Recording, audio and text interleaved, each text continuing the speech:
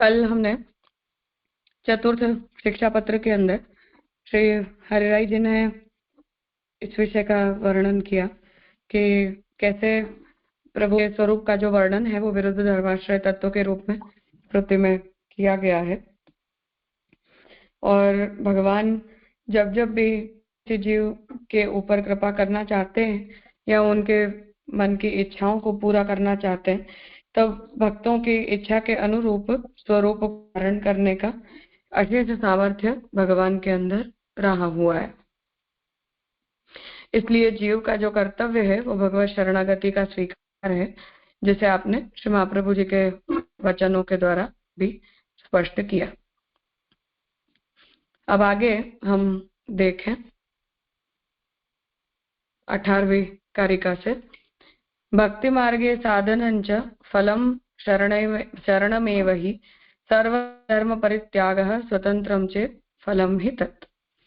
भक्ति मार्ग में साधन और फल शरण ही है, ताते सर्वधर्म परित्याग अनभक्ति होए तो यह स्वतंत्र फल रूप शरण होए है। ठीक है, भक्ति मार्ग में साधन हु श्री कृष्ण शरण है और फल हु श्री कृष्ण शरण है। साधन फल न्यारो नहीं, साधन हु फल रूप है, ताते शरण ही मुख्य फल है। जो भगवान गीता में कहे हैं, सर्वधर्मान परित्यज्य मामेकम शरणम व्रज, सर्वधर्म को त्याग करके एक शरण रूप मोकु प्राप्त हो, या श्लोक पर श्री गोसाई जी न्यारी स्वतंत्र टीका किए हैं, तामे शरण की भावना मुख्य करी निरूपण किए हैं। एक श्री कृष्ण को आश्रय जाज में भयो, तहाँ सगरे धर्म सिद्ध भय, तामे सर्वतः मुख्य फल रूप श्री कृष्ण को आश्रय है, यह भाव जानी अवश्य शरण कर्तव्य है। यहाँ श्री महाप्रभु जी ये श्री हरिराय जी आप ये आज्ञा कर रहे हैं कि इसलिए ये प्रभु का जो स्वरूप है उसका जो महात्म्य बोध है वो महात्म्य बोध अंततः भक्ति की सिद्धि के लिए है। तो अतस्तु ब्रह्मवादेन कृष्ण बुद्धिर्विधीयतां, वहां श्री महाप्रभु जी ने इस बात को स्पष्ट किया है। तो ये जो भगवत शरणागति है उसका स्वीकार ही एक भक्त के लिए अंततः लक्ष्य है, और ऐसी जो शरणागति है वो स्वतः साधन रूपा है, स्वतः ही फल रूपा है। इसीलिए श्री महाप्रभु जी ने के लिए हम पृथक शरण मार्गोपदेष्टा इस प्रकार से श्री गोसाई जी ने महाप्रभु जी के स्वरूप का वर्णन किया है। तो शरणागति जैसे भक्ति का अंग बन, उसी प्रकार से वो स्वतंत्र रूप से भी फलदायक बन सकती है, क्योंकि भगवान के प्रति शरणागति का स्वीकार करने वाला जो जीव है उसके ऊपर प्रभु कृपायुक्त होते हैं। इसलिए शरण धर्म भी जो है वो भक्ति से कम नहीं है। तो वो बात यहाँ मुख्य रूप से हरिराय जी स्पष्ट करना चाह रहे हैं कि जो जीव ऐसे पृथक शरण मार्ग का अनुसरण करता है, कार्पण्य भाव पूर्वक षड्विधा शरणागति के अंगों को ध्यान में लेते हुए, ऐसे जीव के लिए सब कुछ जो है वो भगवत शरणागति में ही उसके सकल धर्मों का समावेश हो जाता है। इसलिए शरणागति जो है वो अपने यहाँ जैसे भक्ति साधन रूप नहीं होकर साधन और फल रूप दोनों हैं, उसी प्रकार से शरणागति के अंदर भी स्वतंत्र साधन रूपता और स्वतंत्र फल रूपता निहित है, जिस वजह से वो इंडिपेंडेंटली अर्थात बिना भक्ति भी भगवत प्राप्ति का साधन बनती है। परोक्षे शरणं तादृक् महापुरुष योगतः कृपा चेत्तादृशां ही तद्वारकं भवेत्। अनवतार दशा में तैसे महापुरुष के योग ते शरण होए है, और जब तादृशीय की कृपा होए तब तादृशीय द्वार होए। टीका, श्री कृष्ण की अवतार दशा में प्रसिद्ध शरण होए और श्री कृष्ण के परोक्ष में श्री आचार्य जी द्वारा शरण सिद्ध होए। अब यहाँ हरिराय जी शरण प्राप्ति की प्रक्रिया का निरूपण कर रहे हैं कि ये जो शरणागति है उसका ऐसा स्पष्ट वर्णन, स्वतंत्र शरणागति का स्पष्ट वर्णन भगवान ने गीता जी में किया, और फिर इस शरणागति के जो दोनों स्वरूप वेदांत देशिक ने बाद में सोचे, मार्जारी न्याय से और मरकट न्याय से, उसके ऊपर श्री गोसाई जी ने न्यासादेश विवरण ग्रंथ के अंदर अपना मत प्रस्तुत करते हुए शरणागति की स्वतंत्र फल रूपता को आपने सिद्ध किया। अब ये जो प्रकार की शरणागति है उसकी सिद्धि अवतार काल और अनवतार काल दोनों में अपनी अपनी प्रक्रिया से होती है। तो जब भगवान का अवतार काल होता है तब प्रसिद्ध शरण अर्थात कि प्रत्यक्ष शरण होता है। भगवान या तो स्वयं भक्तों को अपनी शरण में स्वीकार लेते हैं और या भगवान जो है वो शरणागति में शरणागति सिद्ध करवाने वाले साधनों को भक्तों को प्रदान कर देते हैं। तो जैसे गोवर्धन याग का जो प्रसंग है उसमें हम इस बात को देखते हैं कि प्रभु ने स्वयं ही जोर जबरदस्ती इस बात को कहा कि इंद्र का पूजन तो नहीं ही करना है। तो ब्रजवासियों ने इंद्र याग को छोड़कर और भगवान में शरणागति को स्वीकार ली। तो ये प्रभु ने ही आज्ञा दी, प्रभु ने ही प्रेरणा भी दी, प्रभु ही उसमें माध्यम भी बन गए और सब कुछ भगवद आज्ञा के अनुरूप होकर ये प्रत्यक्ष शरणागति भगवान ने अपने अंदर सिद्ध करवाई। और प्रभु अवतार काल में नहीं विराजते हैं, उस समय जो भगवान के भक्त हैं, आचार्य हैं, उनकी प्रेरणा से हमें और उनके माध्यम से हमें शरणागति की प्राप्ति होती है। इसलिए परोक्ष शरणागति जो है वो श्री महाप्रभु जी की कृपा के द्वारा और महाप्रभु जी की प्रेरणा से हमें भगवत शरणागति का मार्ग प्राप्त होता है। श्री आचार्य जी के परोक्ष में श्री आचार्य जी के ग्रंथ वचनामृत द्वारा शरण सिद्ध हुए। और जब महाप्रभु जी का भी अवतार काल इस समय नहीं है तब महाप्रभु जी ने अपने ग्रंथों के अंदर जो हमें शरणागति के स्वरूप का उपदेश दिया है उसके द्वारा हम भगवत शरणागति का स्वीकार करते हैं। और उस शरणागति के स्वीकार में हमें भगवत रूप का बोध भी होता है, शरणागति के मार्ग की प्राप्ति भी होती है और भगवान उस जीव का श्री महाप्रभु जी के माध्यम से अनन्यता होने पर स्वीकार भी करते हैं। श्री कृष्ण की प्राकट्य दशा में तो प्रसिद्ध शरण होए, परोक्ष दशा में महापुरुष भगवदीय सौ मिली के शरण को विचार करे तो यह पुष्टि मार्ग की रीति है। तो जब भगवान प्रकट विराजते हैं तो प्रसिद्ध शरण हो जाता है अर्थात जीव को साक्षात शरण प्राप्ति हो जाती है। और परोक्ष दशा में जो महापुरुष हैं अर्थात श्री महाप्रभु जी, फिर महाप्रभु जी के बाद गोसाई जी, गोपीनाथ जी, आपके शिष्य और फिर श्री हरिराय जी, पुरुषोत्तम जी आदि आचार्य, इन सब ये सब मिलकर हमें शरणागति के स्वीकार का प्रकार बताते हैं और उनकी प्रेरणा से हम शरणागत होते हैं।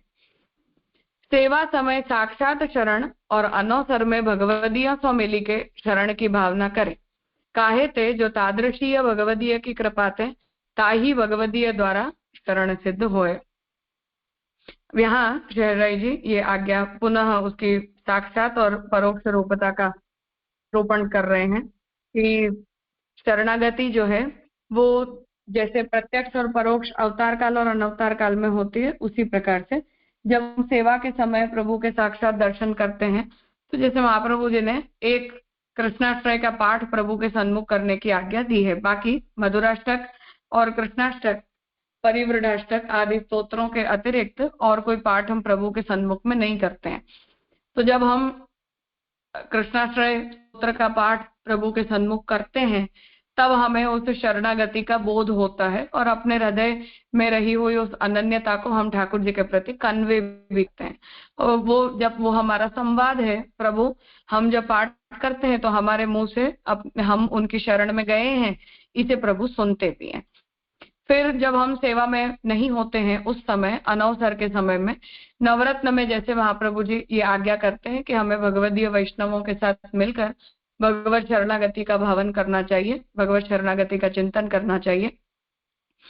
तो उस चिंतन को यहाँ समझा रहे हैं कि इसमें हमें वो हमारी परोक्ष शरणागति है जब हम वैष्णवों के साथ मिलकर और अपनी शरणागति को और ज्यादा दृढ़ बनाने के लिए अपनी शरणागति का भावन करते हैं। तामे संयोग वियोग दो ही प्रकार को शरण सिद्ध होते हैं। सेवा में तो संयोग शरण सिद्ध है, तो ये भी शरण है वो संयोग और विप्रयोग दोनों प्रकार का है। जिसे भगवान जैसा अधिकार प्रदान करते हैं तदनुसार वो शरण की भावना करते हैं। सेवा में तो संयोग शरण सिद्ध है, चरण स्पर्श करत ही है, तुलसी नित्य समर्पित है, यह साक्षात शरण भयो और अंतःकरण में शरण भगवदीय द्वारा होए। तो सेवा के समय जब हमें भगवान का संयोग प्राप्त होता है, उस समय हमें ठाकुर जी के चरणों के स्पर्श होते हैं, ये भी शरणागति है। ठाकुर जी को हम साक्षात दंडवत करते हैं, तो अपने हृदय में उस स्वामी सेवक के भाव को हम प्रकट करते हैं। तुलसी जी को भी जब हम समर्पित करते हैं, तो उनके द्वारा भगवान हमारी शरणागति और हमारे समर्पण का स्वीकार कर रहे हैं, ऐसा हम भाव करते हैं। तो ये संयोग शरण है। और अंतःकरण में जब हम उस समर्पण की भावना करते हैं, तब ये जो समर्पण की भावना है, वो समर्पण की भावना हमारे हृदय के अंदर प्रकट होती है, और पुनः अपने स्वामी की सेवा को प्राप्त करने की आकांक्षा से हम संयोग के काल में पुनः सेवा में उपस्थित होते हैं। ये क्रम यहाँ श्री हरिराय जी समझा रहे हैं।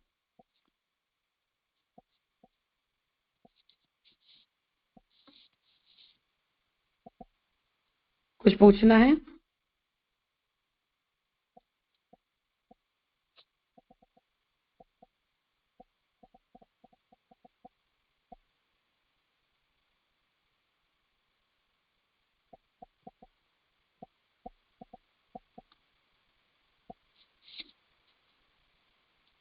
हाँ दुष्यंत भाई। अजय, हाँ कहिए।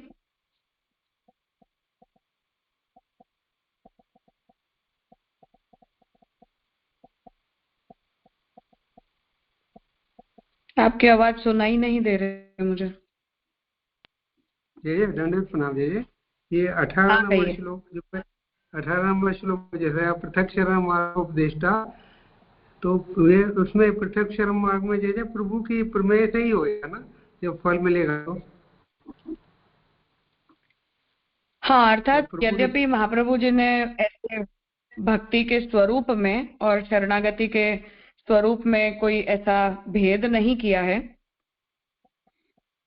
इसलिए जैसे पुष्टि के द्वारा हमें भक्ति का अधिकार, समर्पण का अधिकार मिलता है, ऐसे ही हमें शरणागति का भी अधिकार उसी भगवत कृपा के द्वारा मिलता है। तो उसी कृपा के अंतर्गत हमें दोनों ही अधिकार प्राप्त हो जाते हैं।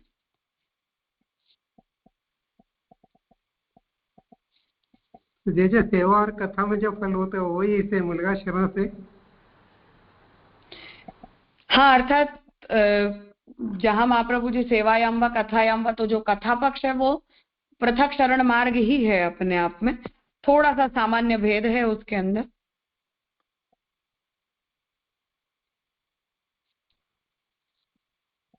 हाँ जी जी, समझ में आ जाए। दंडवत प्रणाम। हम्म।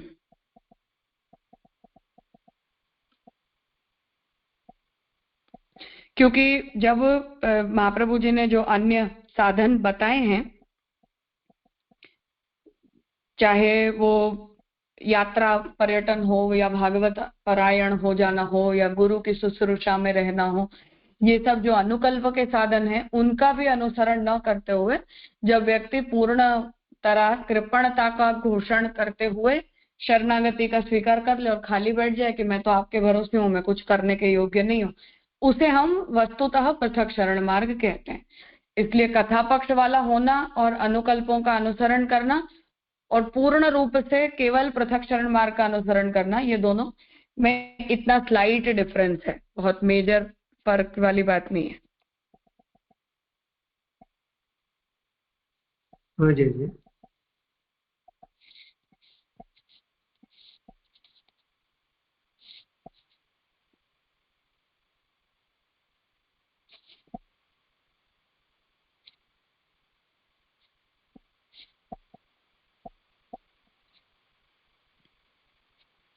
हाँ स्वाति बहन। हाँ धन्यवाद, प्रणाम राजा। राजा, आपने जो 18 श्लोक में ऐसे बताया ना कि भक्ति के बिना भी स्वतंत्र शरणागति हो सकती है, लेकिन वो भक्ति मार्ग को पथिक तो रहेगा ना? नहीं रहेगा, इसीलिए हम उसे पृथक शरण मार्ग कहते हैं।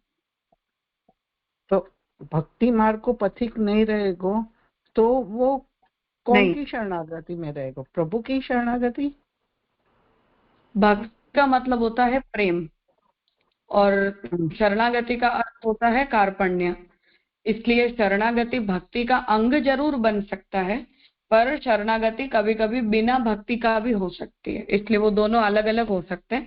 जब अलग होते हैं तब वो पृथक शरण मार्ग कहा जाता है, जब अंग होता है तो वो भक्ति मार्ग कहा जाता है।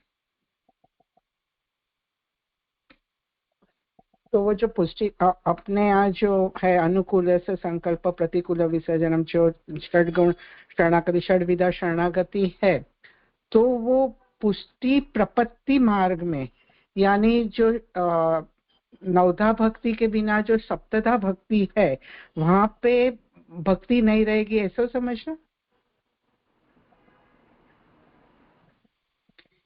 हाँ, भक्ति अर्थात कि जिसे हम प्रेम कहते हैं वो नहीं रहेगा।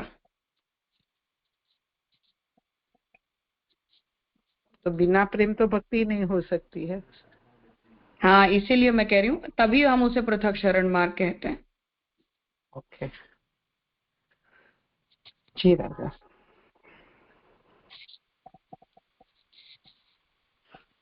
हाँ धन्यवाद राजा। फिर वो ऐसी पृथक शरण मार्ग से जो शरणागति सिद्ध होवे साध्य होवे, तो उसमें फिर फल अलग हो रहेगा ना। जैसे आपने क्या भक्ति और शरणागति में महाप्रभु जी इतना डिफरेंशिएट नहीं करे, पर उसको तो भजनानंद या स्वरूपानंद जैसा तो नहीं प्राप्त होएगा ना।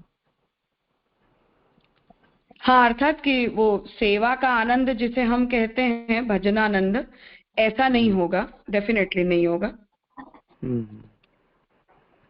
जी राजा। पर भगवत प्राप्ति है, जो महाप्रभु जी भगवान ने वही फलम सयथा विर्भवेद भुवि में महाप्रभु जी भाव के अनुसार जो फलवेद बता रहे हैं वो तो डेफिनेटली बने रहेंगे, क्योंकि उसने वो इंद्रिय सुख का कभी अनुभव नहीं किया है। परंतु हम उसे पृथक शरण मार्गोपदेष्टा इस श्री गोसाई जी की पंक्ति के अनुसार और जो श्री महाप्रभु जी ने षड्विधा शरणागति बताई है उसके अनुसार हम उसे भक्ति मार्ग के ब्रैकेट के अंदर नहीं डाल सकते। जी राजा। और जो कथा पक्ष की बात आपने बताया कि जितने अनुकल्प और विकल्प महाप्रभु जी ने बताया, उसमें कथा पक्ष में तो स्नेह को फैक्टर तो आएगा ना, क्योंकि वो तो लीला का अवगाहन कर रहा है, उनको विरह की अनुभूति भी होएगी। तो पृथक मीन शरणागति से तो डिफरेंशिएट होएगा ना राजा। आवश्यक नहीं है कि उसे ऐसा हो। नहीं, यानी मैं ऐसा जैसे सेवा में भी, हाँ कहिए कहिए। हाँ, स्नेह को एलिमेंट तो थोड़ा रहेगा ना, क्योंकि अन्यथा शरणागति से फिर कथा स्नेह को एलिमेंट नहीं है तो कथा तो सांगोपांग नहीं हो पाएगी। ऐसा नहीं है। और ये यहाँ हम जिसे कथा पक्ष कह रहे हैं वो ऐसा कथा पक्ष ही पृथक शरण मार्गी कर रहा हो, ऐसा भी आवश्यक नहीं है। हाँ, क्योंकि पृथक शरण, इसीलिए मैंने कहा कि एक तो महाप्रभु जी का अप्रोच ये है कि जिससे सेवा नहीं होती है वो व्यक्ति कथा पक्ष का अनुसरण करे। और ये कथा पक्ष का अनुसरण हम बहुत प्रकार से देखते हैं। भागवत का अनुसरण करते हुए कथा पक्ष परायण होना, ये भी एक पक्ष है। फिर यते है पतनम भरम की प्रक्रिया से ग्रह त्यागी विप्रयोगी होना, ये भी एक दूसरा पक्ष है। और कोई वैष्णव या गुरु के वहां दासानुदासत की भावना से परिचर्या परायण हो जाना, ये भी एक तीसरा पक्ष हमें महाप्रभु जी ने बताया। तो साधन प्रकरण में हमें ये जितने भी अनुकल्प मिल रहे हैं ये सब अनुकल्प पृथक शरण मार्ग के अनुकल्प नहीं है, ये उस कथा पक्ष के अनुकल्प के रूप में बताए गए हैं जब व्यक्ति मजबूरी में बिना सेवा के इन साधनों को चुने और उसे चुनना पड़े और वो अपने हृदय में ये भाव रखे रहे कि मुझे भगवत सेवा प्राप्त नहीं हुई या मुझे ये नहीं मिला। तो एक ऐसी माइंडसेट वाला एक व्यक्ति का होना, और दूसरा वो होना जो ये कहे कि मेरे अंदर तो भागवत अनुसंधान की भी योग्यता नहीं है, मेरे अंदर परिचर्या परायण होने की भी योग्यता नहीं है, पर्यटन की भी योग्यता नहीं है, हम कुछ नहीं कर सकते हैं, हम आपके भरोसे हैं और हम ऐसे हैं। तो ऐसे जैसे वो नादारी घोषित कर देते हैं, ऐसे कोई व्यक्ति भगवान के सामने ऐसी कोई एक नादारी घोषित कर दे कि हम मुझसे कुछ नहीं होने वाला है, आपको जो करना है वो करो, हम तो आपके लिए आ गए, या मैंने तो आपको अपना मालिक मान लिया। तो ऐसी जब हम नादारी घोषित कर देते हैं पूरी प्रकार से अपने अयोग्यता को बताते हुए कि हम कुछ करने के लिए सक्षम नहीं हैं, ऐसे कार्पण्य को पृथक शरण मार्ग कहा जाता है। साधनावलंबी होना या अनुकल्पात्मक साधनों का भी अवलंबन करना ये पृथक शरण मार्ग का लक्षण नहीं है। जी राजा, एकदम स्फुट हुआ। ये तो वहां पे खाली मार्जारी नहीं रहेगा ना? हाँ, बस वही रहेगा कि हम कुछ नहीं करेंगे, एकदम स्पष्ट ऐसा कि बस। हाँ, जैसे अर्जुन ने हथियार रख के बोल दिया ना कि अब आप जो कहोगे वो हम करेंगे, मैं अब इसके अंदर कोई भी निर्णय ले पाने के लिए सक्षम नहीं हूँ।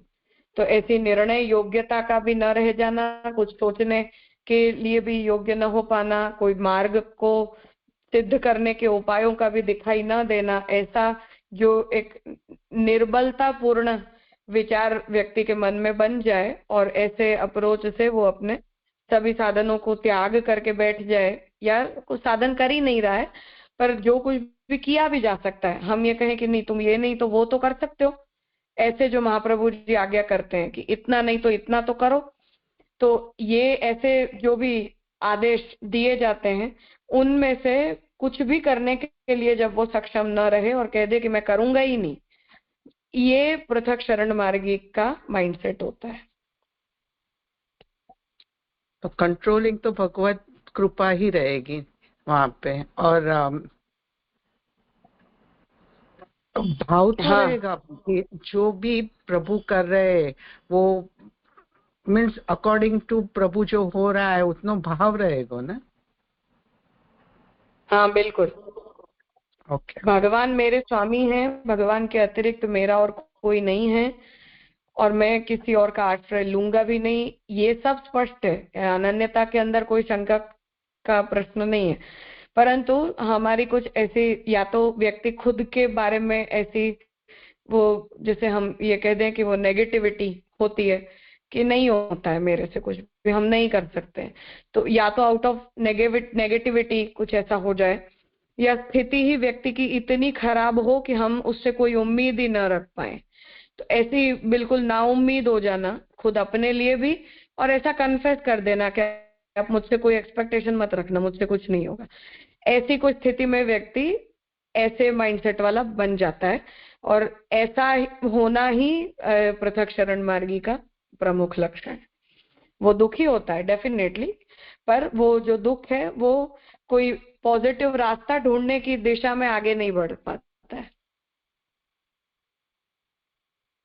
हाँ राजा, क्लियर है। बाकी खुद की लक्ष्य वाको पता है तो वो कुछ नहीं कर पा रहा है, ऐसे समझ।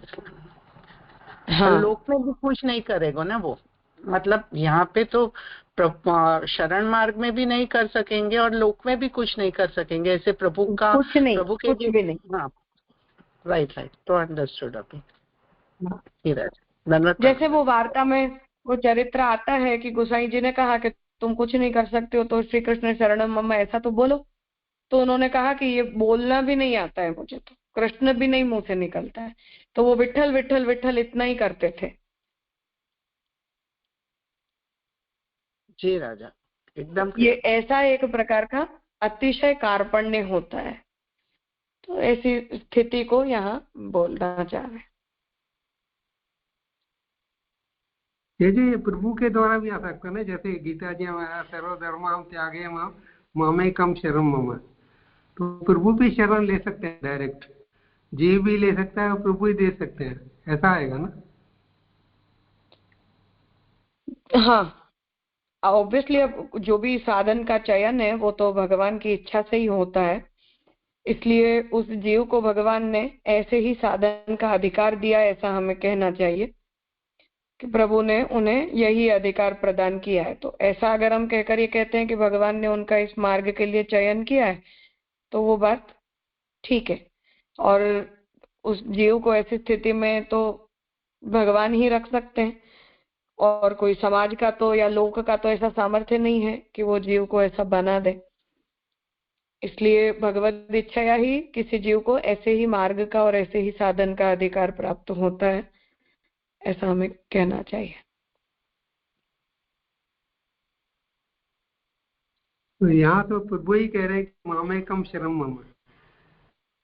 नहीं, ये जीव नहीं कर रहा है, अर्जुन जी नहीं कर रहे हैं, पर प्रभु कर रहे हैं मेरे शरण में आ जाओ। अर्जुन ने तो शादी माम त्वं प्रपन्नम ये पहले ही कह दिया है ना, ये तो अंतिम उपदेश है, इसलिए भगवान उसका उपसंहार कर रहे हैं। बाकी उस शरणागति का स्वीकार तो भगवान पहले से ही, अर्जुन पहले से ही कर चुके हैं। जी जी जी।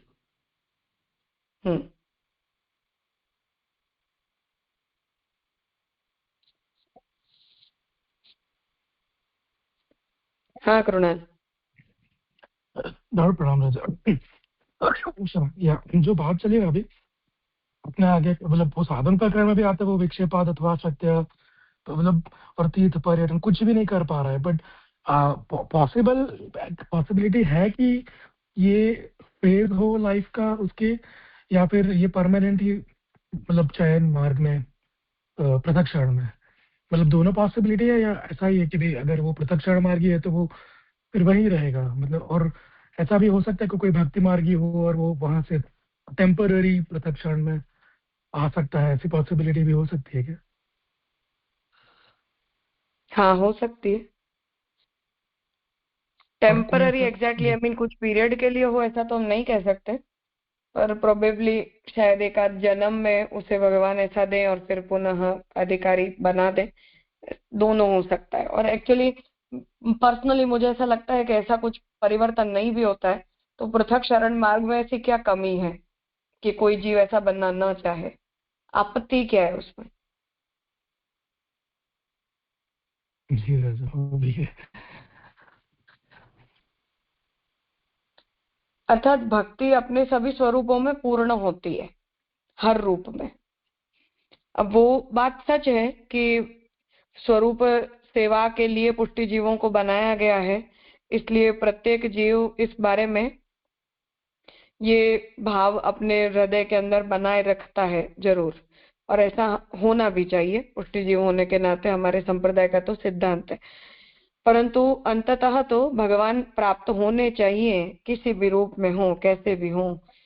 तो यदि वो जीव भगवान के प्रति अपने हृदय की भक्ति को उस प्रकार से एंजॉय कर सकता है और भगवान भी उसे ऐसी भक्ति का अधिकार देकर भक्ति की अलग अलग वेराइटीज को एंजॉय कर सकते हैं, तो वो ऐसा रहे, उसमें कोई आपत्ति की बात नहीं लगती है।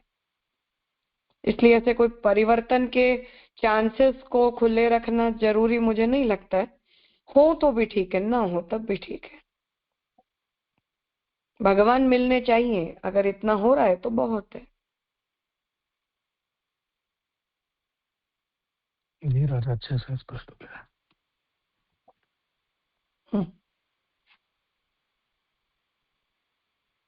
हाँ नीलेश भाई। जी दंडवत प्रणाम जी। जी दो प्रश्न है। एक तो जो बात की कि पृथक शरण मार्गों की आपने, तो वो आज की तारीख में तो बहुत अति दुर्लभ ऐसी कंडीशन है ना, क्योंकि जैसे बताया आपने कि उसको कुछ भी नहीं मतलब उस साधन की बल की है, तो लौकिक करने की अगर कैपेसिटी हो और वो ये नहीं कर रहा है तो कुछ ड्यूअलिटी हो सकती है ना, और आज की तारीख में ऐसा आदमी ढूंढना I guess it's very difficult. एक एक प्रश्न ये।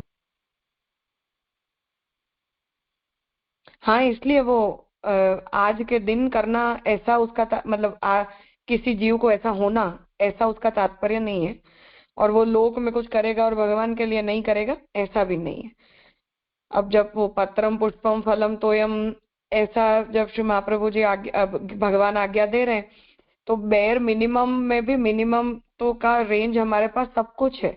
पद्मनाभ दास जी जैसी भी है, छोला वाली केवल जल की लोटी धर के सेवा करने वालों की भी है, पर ये एक प्रकार का माइंड सेट है। बेयर मिनिमम का मतलब क्या और कौन कितना बेयर मिनिमम कर सकता है, तो उसकी रेंज को हम नहीं डिसाइड कर सकते कि इसे बेयर मिनिमम कहते हैं या इतना भी नहीं होता, ऐसा हम नहीं बोल सकते हैं किसी को। ये हर व्यक्ति के अपने अपने मन के अप्रोचेस होते हैं और हर व्यक्ति का इस बारे में अपना एक प्रकार का कंसिडरेशन होता है। जैसे नरहरि सन्यासी को घर नहीं था, पर महाप्रभु जी ने तो सेवा ऑफर की थी कि तुम श्रीनाथ जी की सेवा में आप यहाँ रह जाओ, पर जी। उन्होंने मना कर दिया कि अब इतने सालों के सन्यास के बाद अब मेरे अंदर ऐसी आदत नहीं रही, मुझसे नहीं होगा। तो हुआ ना, अब ये डिनायल को महाप्रभु जी ने समझा है कि हाँ ठीक है, उसकी मनोअवस्था को हमें समझना चाहिए कि अब वो नहीं कर पाएगा। विकल्प नहीं था ऐसी तो स्थिति नहीं है ना, विकल्प तो है, पर मन ऐसा है कि अब नहीं कर सकते हैं। Got it.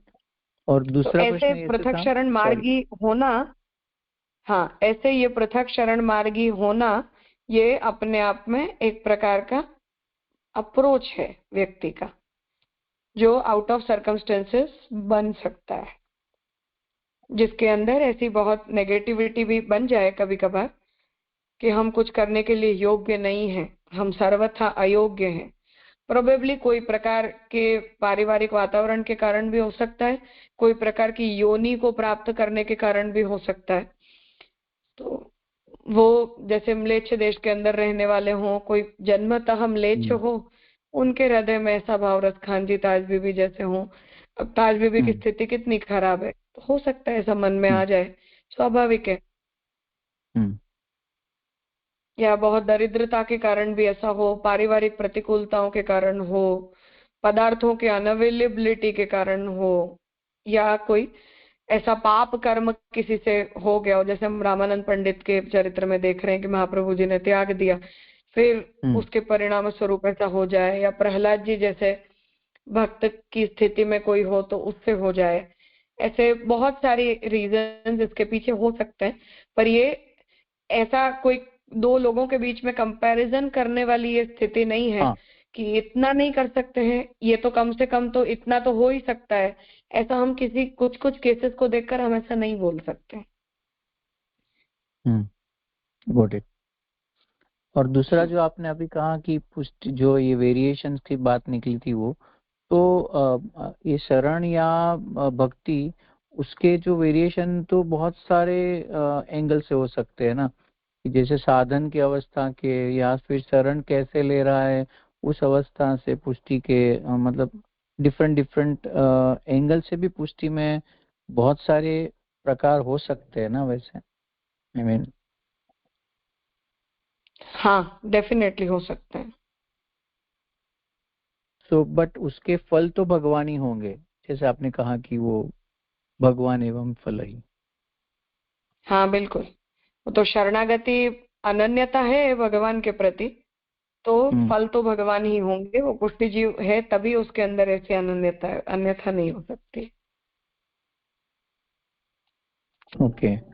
और सेवा का कोई प्रकार जैसे भी उससे निभ रहा है, तो दैट इज, जैसे आपने कहा कि किसी के बारे में हम लोग नहीं बोल सकते, तो दैट इज एनी मिनिमम वो कर सकता है, जितना निभ सकता है उस हिसाब से, पर फल तो भगवान ही फल रूप होंगे ना उसको, कोई भी जीव को, पुष्टि जीव। हाँ चाहे कर पाए चाहे न कर पाए, भगवान के अच्छा। प्रति अनन्यता है, दृढ़ता है और विवेक धैर्य है, शरणागति का स्वीकार है, तो शरण स्वीकार अपने आप में सफिशिएंट है। उससे अधिक और कोई वस्तु अपेक्षित नहीं। क्योंकि अल्टीमेटली जैसा मैं हमेशा कहती हूँ कि हम जो कुछ भी करते हैं, चाहे हम कथा सत्संग के रूप में हो चाहे सेवा के रूप में हो, वो हमारे हृदय के भाव का अनुभव होता है। तो क्रिया भक्ति नहीं है, हृदय का जो भाव है जिसका हम अनुभव प्रकट कर रहे हैं वो भक्ति है। तो वो भाव हृदय के अंदर है तो सब कुछ सफिशिएंट है। अगर नहीं है और क्रिया बहुत सारी है तब भी उसका कोई तात्पर्य नहीं है। एक तो लास्ट अनुभव क्वेश्चन, उतने इम्पोर्टेंट नहीं होते हैं, हृदयस्थ भाव जो है वो फल को निर्धारित करता है। ओके। एक लास्ट क्वेश्चन मैं पूछ लूं? हाँ हाँ मतलब कहिए। रिलेवेंट है कि नहीं पता नहीं, पर जो भगवान 12वें अध्याय में कह रहे हैं कि ये तो सर्वाणी कर्माणि माम ध्यायन्ति ले से लेके मामेश्वसी से जो 3 या 4 श्लोक है, तो वो संपूर्ण जो है वो भक्ति का भक्ति, क्योंकि भक्ति योग के अंडर आ रहा है, इसके संदर्भ से समझ में आ रहा है कि उतने सारे कैरेक्टरिस्टिक्स एक पुष्टि जीव में होने चाहिए, या वो डिफरेंट डिफरेंट स्केल में हो सकते हैं ऐसा? If it is not relevant then please. हो सकते हैं। मतलब सारे होने चाहिए या सारे में से एक भी हो सकता है, ऐसे कुछ भी लाइक दैट? हाँ, मतलब ये नहीं पॉसिबल है कि with in same time frame व्यक्ति हर प्रकार के अंदर फिट हो जाए, ऐसा नहीं हो सकता है। पर अगर हमें 4 लोग इन चारों फ्रेम में अलग अलग दिखाई दे रहे हैं, तब भी वो एक ही मार्ग के अनुयायी डेफिनेटली हो सकते हैं। Okay, great. बहुत मेजर लाइफ चेंजेस के कारण ऐसा हो सकता है कि हम पहले कुछ कर रहे थे और बाद में कुछ और हो गए, ऐसा हो जाता है लंबी हमारी जो जीवन यात्रा है उसमें। जैसे महाप्रभु जी ने सेवा त्याग के भी 6 सर्कमस्टेंसेस गिनवाए हैं, तो गिनवाए हैं मतलब लोगों के साथ ऐसा होता ही है ना कि कभी कोई ना कोई वजह से करते करते भी लोगों को छोड़ देना पड़ता है। तो ऐसे कोई परिवर्तन आ सकते हैं, नहीं भी आ सकते। इसलिए एक ही व्यक्ति के अंदर सारी संभावनाओं को देखना थोड़ा सा मुश्किल है। पर ये सब अलग अलग साधनों का जो भी विकल्प अनुकल्प और मुख्य कल्प बताए गए हैं, उनमें जो भी व्यक्ति अपनी कैपेसिटी के हिसाब से जो कुछ भी कर सकता है, वो अपनी अपनी मात्रा में इक्वली पुष्टि मार्गी है। उसमें कोई उच्च नीच भेद वाली कोई बात नहीं कि तुम कम हो तुम ज्यादा हो, ऐसा कुछ नहीं। तो ऐसा कोई व्यक्ति के काल में ऐसे हो सकता है जैसे अभी मैं सेवा कर सकता हूँ या जो भाव से है, बट पर्टिकुलरली जैसे विक्षेपात कुछ भी हो गया तो उससे अगर सेवा छूट जाए या देह भी उस टाइम छूट जाए तो क्या हो सकता है? फिर ये होता है कि भक्ति के संस्कार यदि हमारे अंदर स्ट्रांग हैं तो हमें भविष्य में अच्छा जन्म मिले, उसकी स्मृति हमारे हृदय में बनी रहे और फिर हमें भगवान की भक्ति जो है वो पुनः प्राप्त हो और वो संस्कार निवृत्त नहीं हुए तो वहां से वो हमारा मार्ग आगे बढ़ जाएगा। ऐसा महाप्रभु जी आज्ञा करते हैं कि वो जीव भक्ति मार्ग से बाहर नहीं जाता है अगर कोई बहुत बड़े पाप कर्म वगैरह न कर दिए हो तो।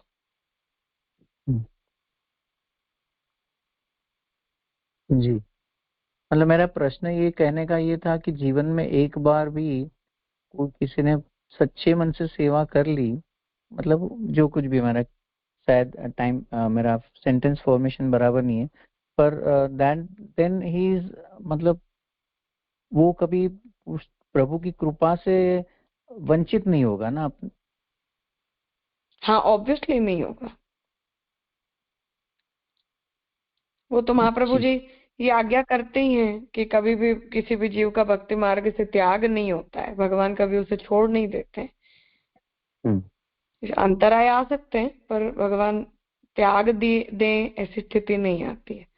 इसलिए वो जो पुष्टि जीव है वो तो इटर्नली पुष्टि जीव ही रहता है।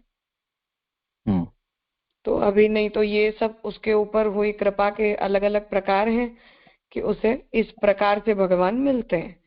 तो पर्सनली हमारे अंदर भी एक दूसरे के प्रति ऐसी सहिष्णुता का भाव होना चाहिए कि उस जीव को भगवान ने इस मार्ग के लिए या इस प्रकार के साधन के लिए अधिकारी बनाया है, तो वो जितने हम साधनों के साथ सेवा करते हुए पुष्टि मार्गी हैं, उतना वो निस्साधन होते हुए भी वो उतना ही पुष्टि मार्गी है।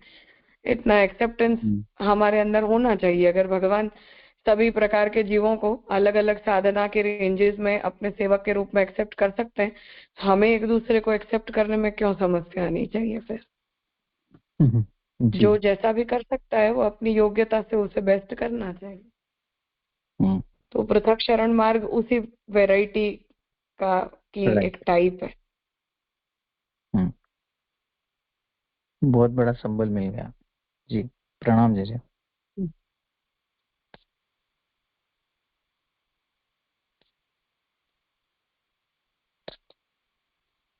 प्रणव भाई आप कल पूछ लेना, आज थोड़े लेट हो गया। सोमवार को हम शुरू करें उससे पहले आप पूछ लेना, फिर हम आगे करें।